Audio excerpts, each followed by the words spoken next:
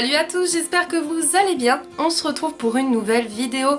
Il s'agit de mon dernier point lecture pour le mois de mai et on commence tout de suite. Le premier livre dont je vais vous parler, il s'agit de Retour à Little Wing de Nicholas Butler, publié aux éditions Point.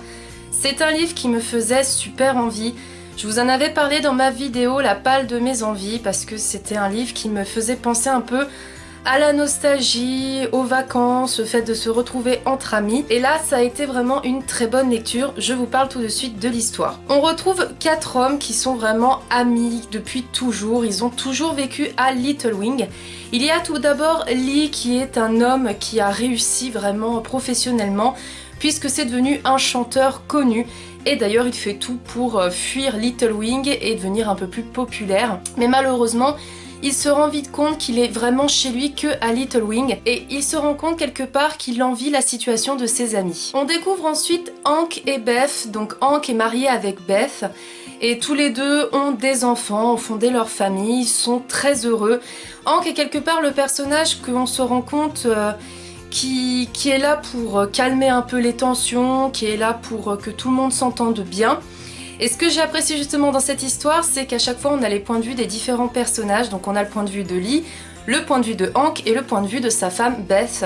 C'est d'ailleurs le seul point de vue d'une femme qu'on a dans l'histoire et c'est pas mal de voir justement, vu qu'elle est mariée à Hank, comment elle vit sa situation, est-ce qu'elle est heureuse, est-ce que leur mariage va bien, etc. Le troisième homme qu'on découvre, il s'agit de Kip. Alors c'est le personnage qui est un peu mis à part, qui n'est pas forcément intégré dans le groupe parce qu'il a un comportement un peu particulier. Il est assez calculateur, manipulateur et il tient d'ailleurs un commerce dans la ville de Little Wing. Donc c'est celui qu'on voit un peu moins et qu'on n'apprécie pas forcément. Et le dernier homme qu'on découvre, il s'agit de Ronnie qui est un ancien champion de rodéo. Et suite à un grave accident, il est devenu fragile. C'est-à-dire qu'il ne peut pas faire certaines choses tout seul, il n'a pas forcément les idées claires comme il pouvait les avoir avant. Et d'ailleurs ce qui m'a assez touchée dans cette histoire, c'est que tous les autres hommes, donc Lee, Kip et Hank, s'occupent très bien de Ronnie. Voilà, ils ne le traitent pas comme un enfant, bien au contraire, ils essaient vraiment de l'aider du mieux qu'ils peuvent. Et c'est vrai que Ronnie, c'est le personnage que j'ai le plus apprécié dans cette histoire parce qu'il nous fait quelque part de la peine, il nous touche. Et c'est celui justement qui, même s'il a eu un accident et qu'il n'est pas tout à fait dans son état normal, il est souvent à l'écoute des autres, il essaie justement de calmer les tensions et c'est quelque chose que j'ai beaucoup apprécié de sa part. C'est vrai qu'au niveau des personnages, on a vraiment de tout. On a celui qui est marié, qui est heureux, on a celui qui rêve de gloire mais qui finalement se rend compte qu'il est bien mieux dans sa petite ville de Little Wing. Et c'est ça qui est assez pas mal dans cette histoire, c'est que c'est vraiment bourré de nostalgie. On découvre 4 hommes qui sont amis mais qui se déchirent pour des bêtises, pour du n'importe quoi. J'ai trouvé qu'il y avait quelque part une morale dans cette histoire, puisque tous les hommes envient un peu quelque chose chez leur ami. Lee va envier Beth et Hank du fait qu'ils sont mariés, qu'ils sont heureux.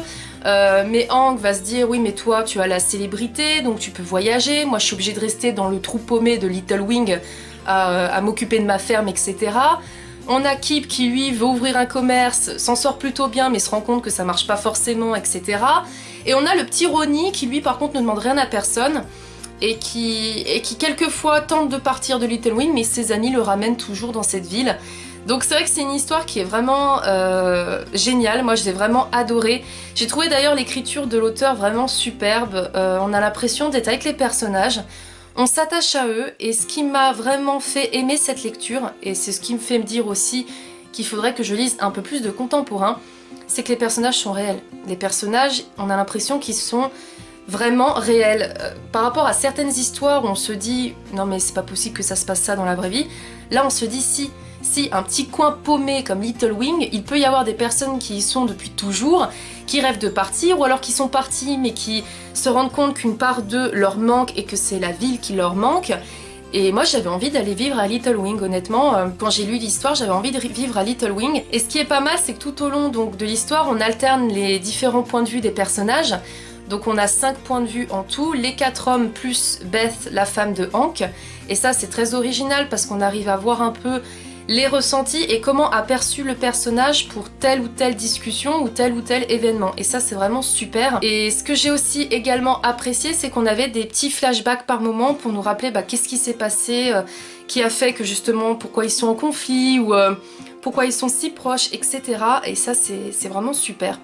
Donc vous l'aurez compris, j'ai vraiment adoré cette histoire, je lui ai mis la note de 4 sur 5 et je vous laisse le lien de ma chronique en barre d'infos. Le second livre que je vous présente, il s'agit de Maybe Not de Colleen Hoover, publié aux éditions Hugo Roman. Si vous me suivez depuis un moment, vous savez que j'ai eu un très gros coup de cœur pour Maybe Someday de Colleen Hoover. C'est d'ailleurs un de mes gros coups de cœur de 2016, je pense. Et quand j'ai su que Colleen Hoover allait écrire un genre de hors-série sur Warren, qui est donc le colocataire et meilleur ami de Ridge, donc Ridge que l'on retrouve dans Maybe Someday, j'avais vraiment envie de sauter sur l'histoire, surtout que c'est un petit livre, et j'avais envie d'en apprendre un peu plus sur ce personnage de Warren qui est assez particulier. Il faut savoir que Warren, justement, c'est un homme qui est assez brut de décoffrage, hein, il dit ce qu'il pense, il n'a pas peur de blesser forcément les personnes, il se rend compte que des fois il est un petit peu trop dur même. Et on rencontre également Bridget, qui est une jeune femme qui paraît peste, assez exécrable, voilà, elle ne se prend pas pour n'importe qui. Et donc dans cette histoire, on va découvrir la relation entre Warren et Bridget. C'est une relation qui est, on peut le dire, est vraiment foudroyante et électrique, parce que tous les deux ont un sacré caractère tout de même. Warren ne se laisse pas marcher sur les pieds, et Bridget veut montrer qu'elle est dure, mais elle n'est pas forcément si dur que ça. En général, justement, les personnes qui se donnent l'air d'être quelqu'un de dur sont en fait très fragiles en vérité, et là c'est exactement le cas.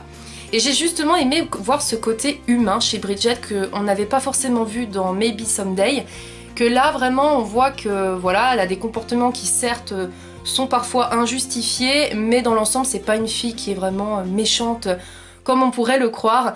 Alors c'est un petit livre, c'est une petite histoire, je pourrais pas vous en dire plus dessus, ça se lit tout seul, c'est du Colleen Hoover, donc moi Colleen Hoover maintenant j'adhère complètement à ses histoires et à sa plume. C'est la différence entre Maybe Someday et Maybe Not, c'est que Maybe Someday c'est le côté romantique, très belles histoires d'amour, et là c'est le côté un peu One Again Beast to Fly, on rigole, on s'amuse, on se prend pas la tête, et c'est une lecture qui a été vraiment agréable, et je lui ai mis la note de 3 sur 5.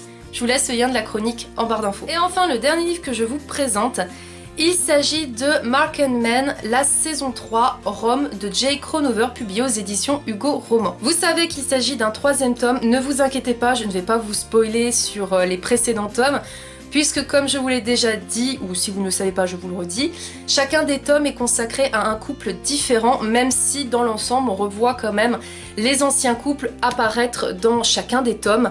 Mais ne vous inquiétez pas, je vais vous parler uniquement de celui-ci. J'avais adoré le premier tome Rule, si vous le savez, et j'avais aimé Jet, le 2e tome, mais sans plus, enfin, j'avais vraiment préféré le premier tome. Et je m'étais dit, je suis curieuse de découvrir un autre frère archer, donc le frère de Rule, qui est donc Rome.